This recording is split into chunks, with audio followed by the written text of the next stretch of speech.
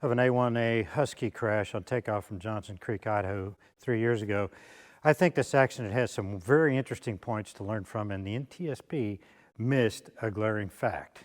So stick with me on FlyWire as I look into it.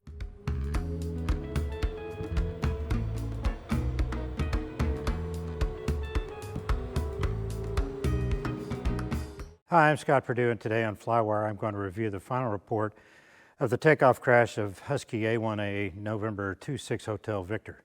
It took 35 seconds for the airplane to do its takeoff roll to where, airborne, it turned slightly to the right to parallel the runway at 06:30 in the morning on a bright, clear morning of August 15, 2022. 18 seconds later, the airplane crashed into a creek. I'm going to show a movie of that takeoff in just a minute from a witness on the ground. The pilot was 38 years old and very new to the flying game. His iPhone was recovered and ForeFlight was in use, and it captured the flight path of the airplane, so they're actually able to reconstruct quite a bit. Reviewing his logbook from ForeFlight, the NTSB found that he had about 4 hours in the Skywagon, about 5 hours in a 172, Cessna 172, and 164.3 hours in this particular Husky. Overall, he had received 79.3 hours of dual, 70.2 of it in the Husky. Obviously, he was an enthusiastic flyer and bought the Husky to get his private pilot's ticket just 9 months before this accident happened. He had logged a total of 258 landings in total. One can assume that the pilot was taken by the idea of flying into the mountains and flying in the backcountry.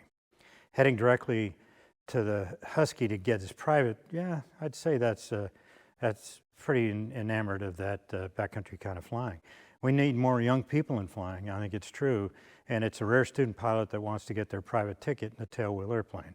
Happens, obviously, but it's not often. But the truth of it is that he was a very inexperienced pilot, and I think that was a contributing factor in this accident. The private is a ticket to learn, but you got to proceed with caution, because you remember these are all minimum standards when you pass your check ride. His home airport is in Oregon at about a 3,250 foot elevation. Johnson Creek Airport is basically 4,900 feet, making the difference about 1,700 feet. Not an insignificant difference, but not a huge one either. It's not like flat land going to mountains. Just over 2 weeks prior to the accident, the pilot owner installed a cargo pod underneath the belly of the Husky. It appears he had a small baggage in the tail compartment, and frankly, the Husky has limited cargo space, just reality. This may have been his first trip into the backcountry. He had flown from Bend, Oregon, near his home base, directly to Johnson Creek on August 11th, about a 2-hour flight. During the intervening days, he had made several flights to other airfields near Johnson Creek. He had a friend along on the trip, and as well as a medium-sized dog and camping gear. Apparently, this departure on the 15th was go-home day, because they were fully loaded.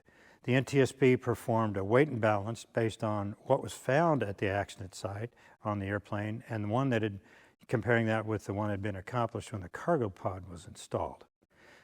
And this is a pretty critical thing. The pilot weighed 216 pounds, the passenger 202, and the dog was 38 pounds. They found 66 pounds of baggage on board, and there was a fuel receipt with probable fuel load just prior to this of 40 gallons prior to the accident, a day or so, and the investigator computed the weight and balance of being about 229 pounds over gross weight. The Husky is an amazing airplane and can obviously carry a significant load. However, the A1A is limited to 1,890 pounds gross weight. My A1B has a 2,000 pound gross weight, and the A1Cs have a 2,200 pound gross weight.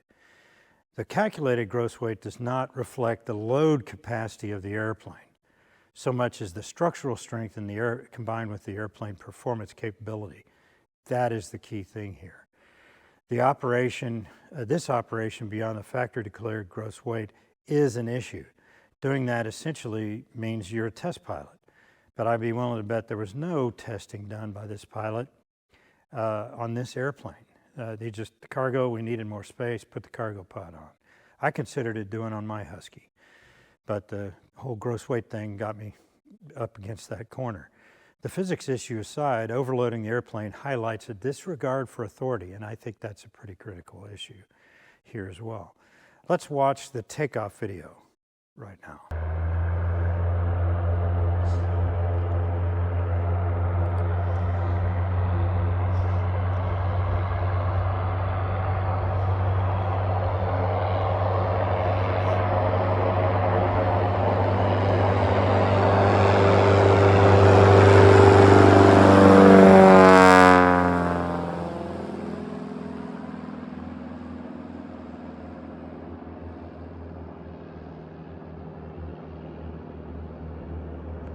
The airport manager told the NTSB that he heard the Husky take off at about 06:30 in the morning on runway 35.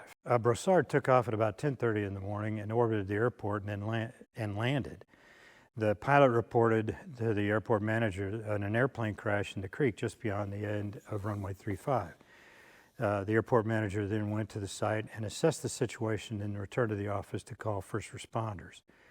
He explained that it is a common thing there at Johnson Creek to offset right of the center line about midfield to obtain turning room back to the runway in case of an engine failure.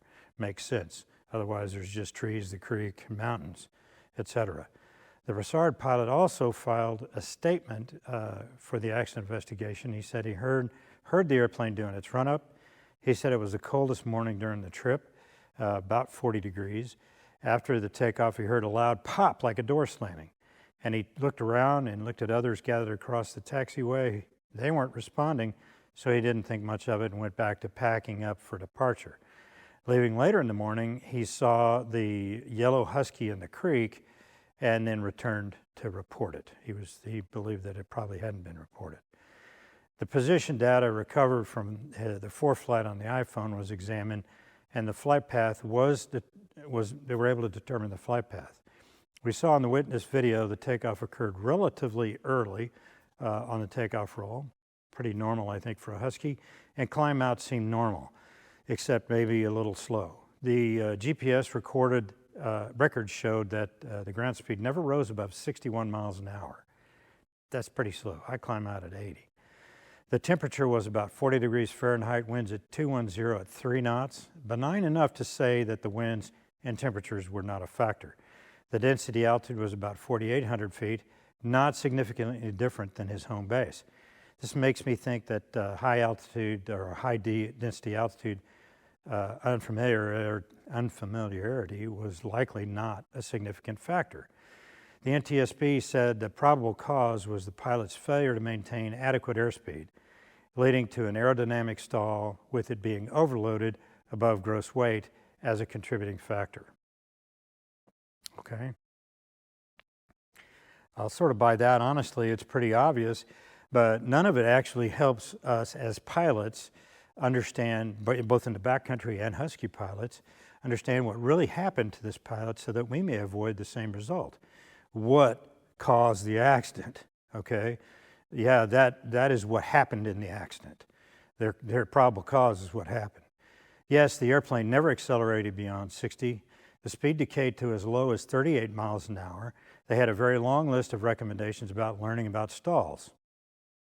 Okay, that is what it is. Here's what I think. As I said, I have an A1B Husky, and it's an incredible airplane. I admit I've never flown it above gross weight.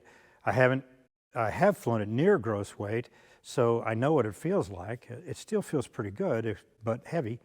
I have also tried to stall this airplane and found out that it really doesn't have a brake like I have experienced in most other airplanes. Sure, the pilot operating handbook has stall speeds listed for various bank angles and flap settings, but I would say a well-flown Husky mushes developing a large descent rate. It doesn't really have a stall brake. It just develops a pretty significant descent rate. And I think that this is significant, especially with an inexperienced pilot. With a recognizable stall brake, it's easy to say that the airplane has stalled, right when it happens. But with the Husky mush, it's a little deceptive. Go back and watch a few of my flight test videos with my Skywagon, and I think that in some configurations, it wouldn't stall either. It would just develop a mush. and a significant descent rate. And I think that's what I have experienced in the Husky as well. This is what the Husky does. Maybe with 229 pounds over gross weight, it would have a more of a conventional stall brake, but I have my doubts. Without training in that mush, a new pilot would likely not have realized that he had actually stalled the airplane, because make no mistake, it's not really flying here. You just don't have a big stall brake. And he needed to do a positive recovery ASAP. Speed awareness was lacking here, unfortunately. There's another interesting thing I saw in the docket that I want to share with you.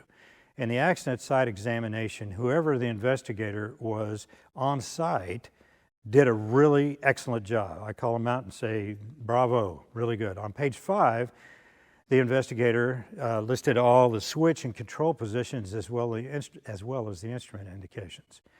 This is actually excellent work, and I've preached it in the past as items that should be on an NTSB standard first responder checklist. We need to know what was the setup for the airplane at or just prior to impact. In this case, the altimeter was set incorrectly. The other instrument readings are more random in nature. The wings and fuselage do not display signs of rotation on impact, and the impact appears to be pretty much on the nose, more like about 70 degrees, not 60 maybe, not quite vertical. Take a look here at the switch positions. The only two switches that are on are the master and the avionics. Both of those switches are on either side of the switch panel, the master on the left and the avionics on the right. You'll see the distinction in a moment. All the other switches are off, and that's pretty significant. Okay, remember the video we just saw of the Husky taking off. From that we know that the strobes and the lights were on, which also means that the alternator field was likely on as well. Let's see the picture of the panel now. Okay, now from this we can see that the impact damage across the panel, the switch panel and circuit breaker panel, was up and rotated, and that when it pushed up and rotated like that, it would very likely pop the switches to off. I doubt that's down. I doubt very seriously in the few seconds the airplane was airborne that the pilot activated any switches. He was busy trying to figure out why the airplane's not flying. Let's zoom to the left side of the instrument panel over here, and you can see the key, the ignition key, pointing to the left mag. The investigator noted the ignition switch was in the left mag position. And I think that's a very important part of accident investigation, okay? You gotta look at the facts and then come up with a plausible explanation, a plausible reason for those facts on the ground. Switch positions do not match the known state of the electrical system when the airplane took off, okay? So something happened. Given the direction of the impact damage, I think it's very likely these were pushed up, most of those switches, into the off position during the impact sequence, okay? Which leaves us the ignition key. There's no reason for that switch to be in the left mag position unless it was put there. The impact wouldn't have made that happen. Your hand, even if it's there, is going to be pretty far away. The engine was not running after impact. The fuel tanks were not breached. The engine controls had not moved.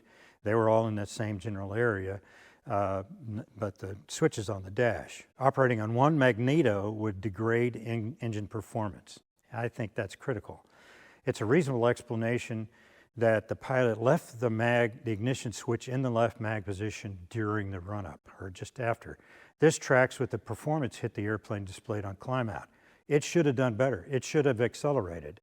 Yes, the airplane was overloaded, but later versions of this airplane use the same engine and the wing with a beefed up structure to allow a gross weight similar to the takeoff load that this airplane had. 2,200 pounds for an A1C and or a later A1B. What reason, they changed the wing actually, what reason could there be for poor climb performance experienced by this airplane? Even if the airplane mixture had not been lean for density altitude, 4,800 feet is not super high, with only one spark plug firing, it would be an overrich mixture with reduced power performance. The climb rate was anemic and the airplane did not accelerate, leading to the pilot attempting to preserve altitude at the expense of airspeed. Okay, was the pilot rushed? Yeah, maybe distracted during the run-up. I don't know. We'll never know. But from where I'm sitting, it looks like he forgot to move that mag switch back to both after the mag check. And that had a significant impact on the crash. So, well, there you have it. My version of the probable cause of this accident is that the accident was predicated by the pilot inadvertently neglecting to return the ignition switch to both. And that led to the poor performance of the airplane during the climb, and the pilot's continued neglect to correct slow airspeed and increasing descent rate led to loss of control and the crash itself. A contributing factor was that 229-pound overgross condition, which further degraded climb performance. He was offset. He did initially have the speed. He could have made that turn and tried to land if he accepted that situation that he was in. My recommendation is that you follow the action-reaction tenet of setting the switch where it belongs and then checking to see that the desired action was completed. Action, reaction. Fly the plane, and if it's not flying like it should, put it down, land. The reason the pilot checked to the right after takeoff was to give himself turning room in case of an engine failure. Just turn left and land. That would be my recommendation in that situation. Make an announcement on the radio if you have time or not. It's not that important, but fly the plane. Thanks for watching. Don't forget action reaction, please, and I'll see you next time on FlyWire.